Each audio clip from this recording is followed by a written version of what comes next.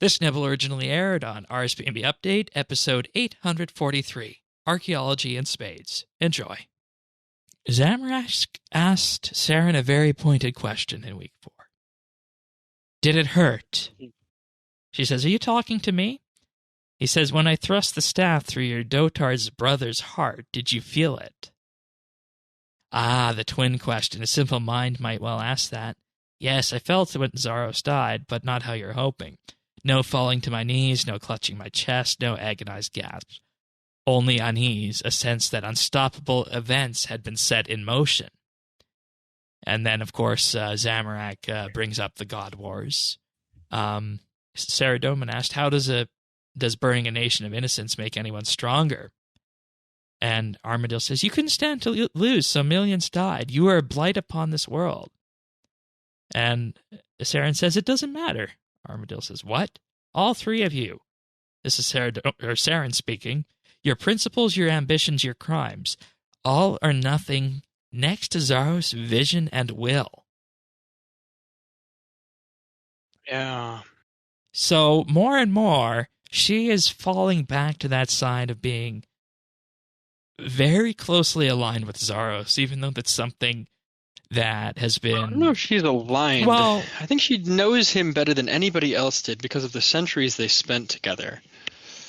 I mean, millennia they spent together, frankly, at the start of this revision. I mean, up until the revision was finished, the worlds were made by the time they left Freniske, as far as I'm aware, as far as they kind of seem to imply in the lore. So Seren should know him pretty well. And she just seems to be implying, I think, that she believes that he is capable of crazy things that are not, in the best interest of, she seems to be applying a very teleological approach to Zaros, which is to say the ends for him justify any means. And she's that's what he's been about those since means the very might beginning. Be. Yeah, which is true, which is absolutely true. So, I mean, they're discussing Zaros' fall in the Second Age, and, very clearly he'd been absent for a while. There's a lot of things going on, but I think that it all comes back to that, is that Zaros is trying to figure something out, and you guys will discuss this to no end, I'm sure, in the Lore Diggers episode for discussing those mysteries, but Zaros ends justify the means, and Seren, I think, is concerned as much as anybody else about that, because I don't think she has any idea what's going on. They had a very their relationship history is so interesting, with Zaros being so attached to her when they were on Freniske, and then as he left and had his own kind of being, and that kind of destroyed her for a time, right? That he was finding himself and doing things, and he came back changed, having slain Lornab, and that something has been dark in him since then. And obviously he was playing with the monolith not too long after that, during his age and his empire. There's, Zaros has some dark and very purpley history. Yeah, there's definitely something here that Seren knows that Zaros did that we don't know, I think. True. Could be. If nothing else, she knows what his intentions are better than we are, I think, and that's safe to say. Probably not what the intentions are currently, I would say, right? I think that's probably true. I mean, where we left things with the Battle of the Monolith, they definitely... Either Seren is a better actor than we would give her character credit for, or she really is, again, has reason to be concerned about her brother right now.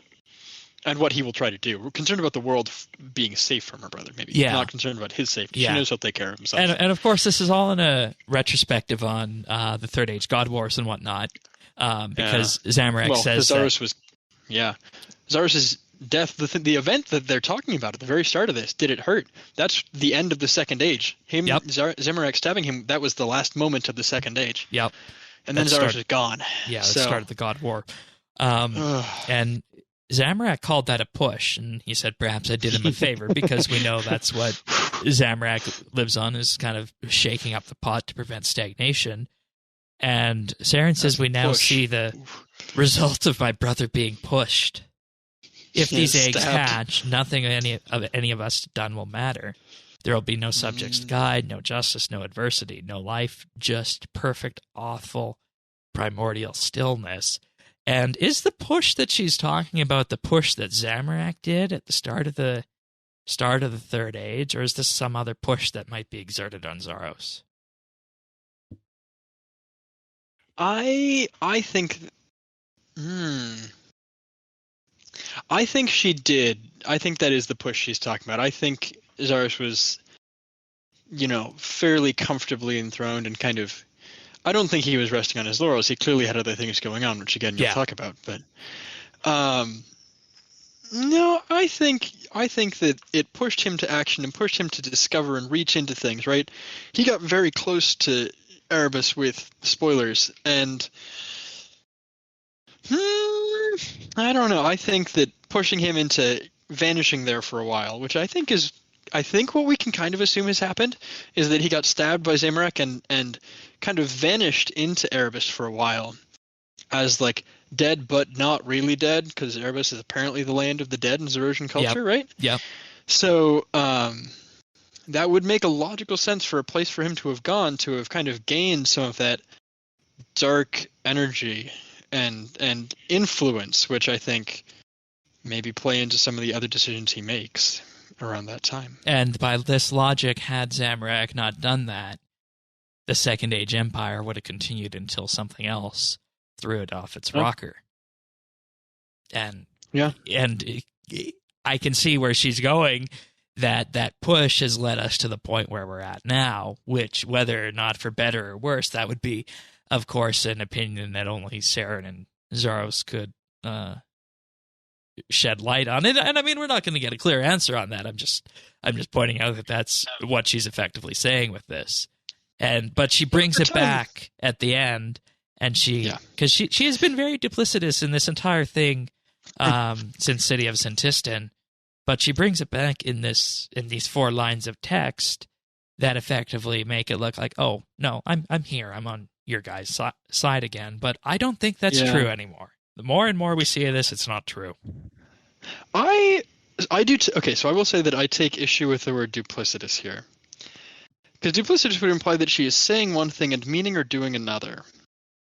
And I really do believe that she, at some level, has the best interest of Gaelenor at heart, right? She is there. She's siphoning the eggs. She can't be all bad looking for the destruction of us all. I think she's trying to find a solution where, the happy ending that probably won't exist, and she's going to have to eventually make her priorities. But she's very much seems to be riding the line of right now of like, I can do it all. I can save everyone. I can save the world and make people, and I think it's stressing her out, and I think she's had a lot of stress otherwise recently. I think she's really concerned about what Zaros is doing in there. I think she truly doesn't know. I think, or more specifically, I trust that Zaros would not have confided in her. I think he trusts her zero none, and has trusted her zero none since he left her in the first place and slayed Lornab and realized the influence that she has had over him for the majority of the early part of his life. Yeah. And I think he doesn't trust her at all. I think she has no idea what's going on. I think she's actually upset and concerned about what Zaros is doing. And there's probably a part of her that wants the relationship to go back to how it was before he left Freniske. She's the embodiment of caring, and she makes the other people in the world care and want to, right? It's that caring and devotion. Yeah. And I think that she's caring about everything right now, and eventually she's going to have to decide what she cares for most. And I think that's going to be one, pivotal for her character, but also, pivotal for the world. Right, and at that point, and it will change what we're doing in the long run. And if it's too hard for her to make that decision, that could be the impetus for her to shatter herself again. You can find full episodes of RSBANDB Update right here on this YouTube channel. If you found this video useful or just enjoyed it, like and subscribe, or leave a comment.